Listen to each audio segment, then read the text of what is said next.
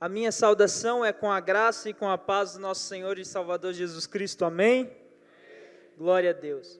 Em primeiro lugar, quero agradecer a Deus pela saúde e pelo privilégio que Ele tem me dado de estar mais uma vez na sua casa, cultuando o seu santo nome e podendo falar dessa palavra que tem todo o poder.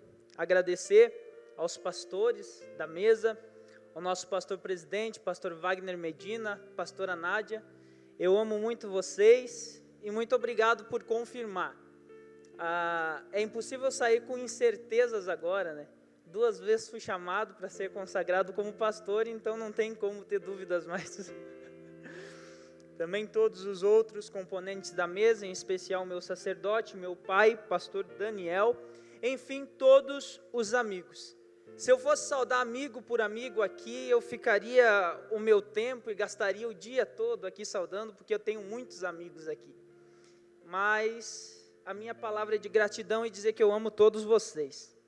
Meus irmãos, abra comigo a sua Bíblia, no livro do Evangelho de João,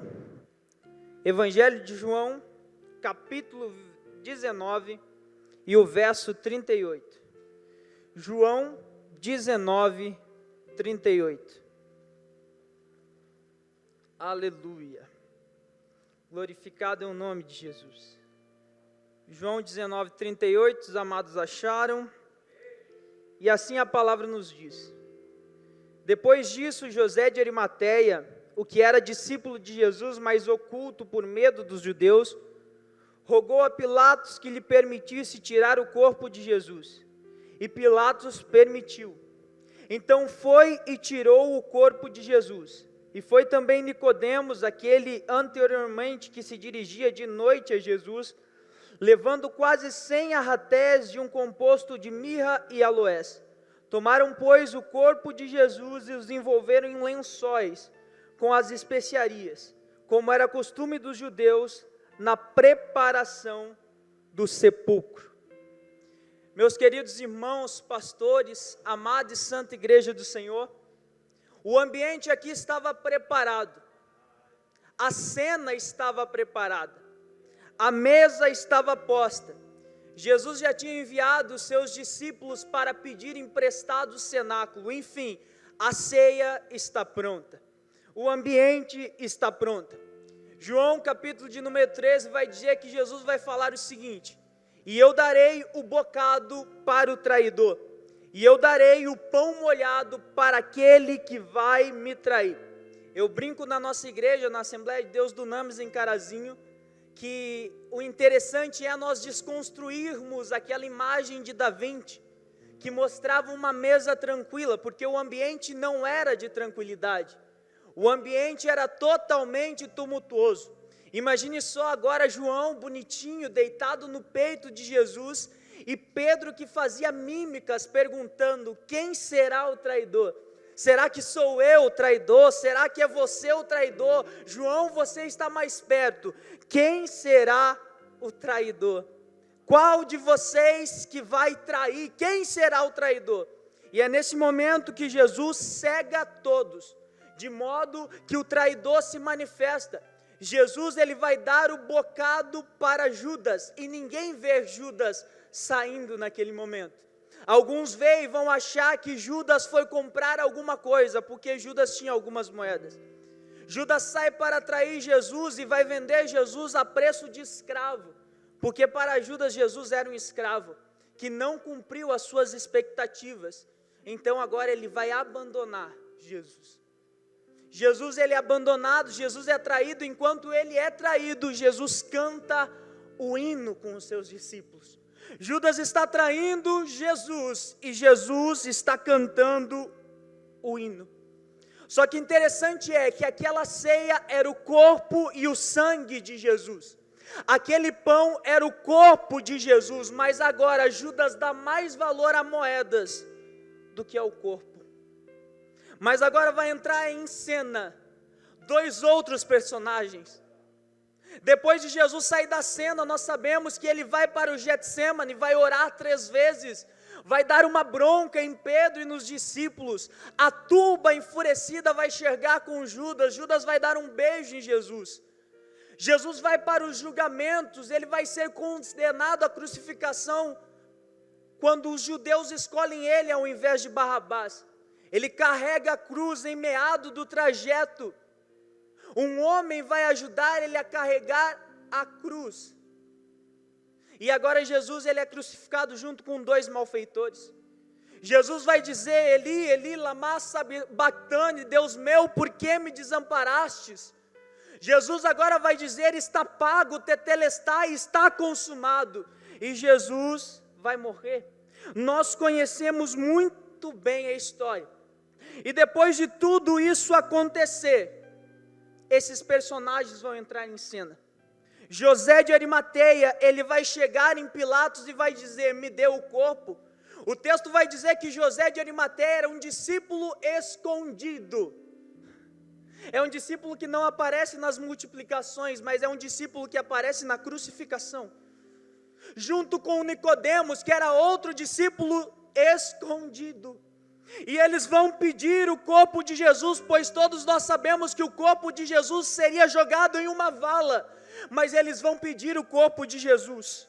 E a Bíblia vai dizer que Nicodemos carregava consigo 100 arratéis de mirra e aloés.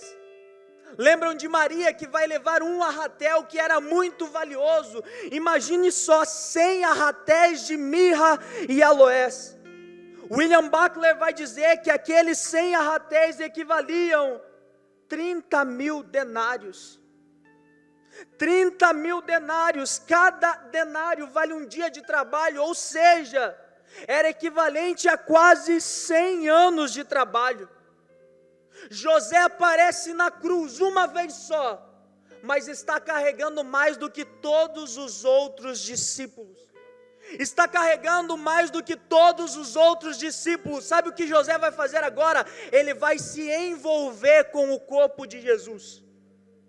E sabe o que o Espírito Santo quer falar para a igreja nessa noite? O seguinte: o triste é que ao invés da igreja se levantar como José, a igreja está se levantando como Judas, que dá mais valor às moedas do que ao corpo. Existem 2 classes de igreja aqui: primeiro, que dão valor às moedas; segundo, os que investem no corpo. Porque discípulo que é discípulo, ele não apenas caminha com Jesus, o discípulo verdadeiro, ele investe no corpo. Ah, Jesus, 1 Coríntios 12, 27 vai dizer: vós sois o corpo de Cristo, a igreja é o corpo de Cristo. Discípulo verdadeiro investe no corpo de Cristo. As irmãs do círculo de oração são o corpo de Cristo. O departamento de missão é o corpo de Cristo. E essa geração, a juventude, é o corpo de Cristo. Os jovens são o corpo de Cristo. E uma das coisas que me deixou mais triste na caminhada do Evangelho é quando um pastor muito conhecido chegou até mim e disse: não invista nos jovens, porque os jovens eles não dão retorno. Não invista na juventude, porque a juventude não dá retorno. Mas enquanto a igreja não investe na juventude, 88% dos jovens de 13 a 18 anos de idade visitam sites de pornografia de 2 a 3 vezes por dia.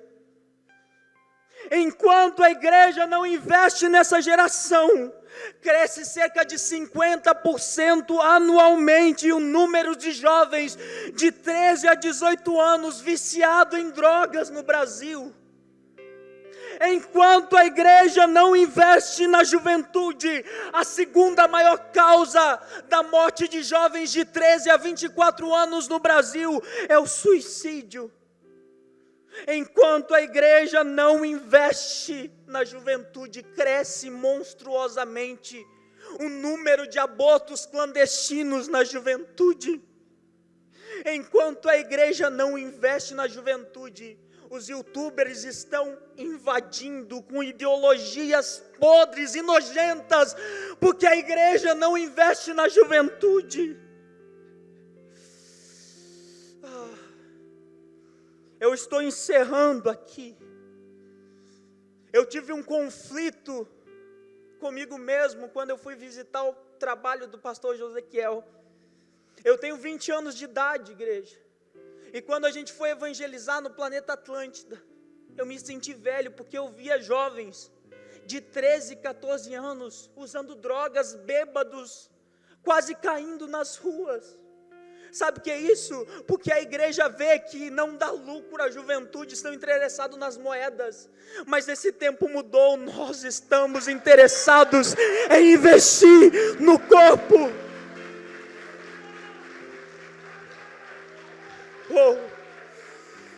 Depois disso, estou encerrando. Eu e minha esposa voltamos balançados para casa e decidimos investir na juventude.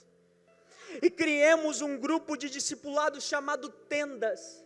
E nas tendas a gente ensina meninos e meninas sobre pornografia, ideais políticos, sexo, identidade, tricotomia, sacerdócio, paternidade.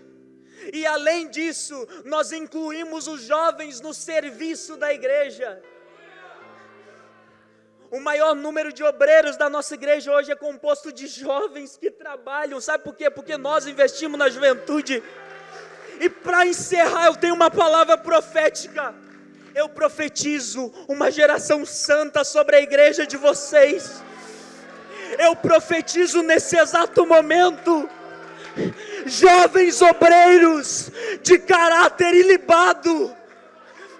Eu profetizo investimento no corpo.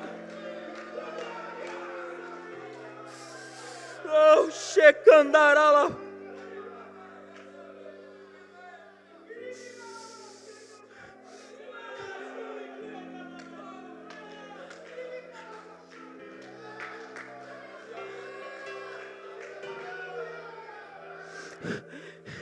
Nós não queremos mais um avivamento que gere apenas grandes movimentos, mas nós queremos um avivamento que gere caráter na juventude.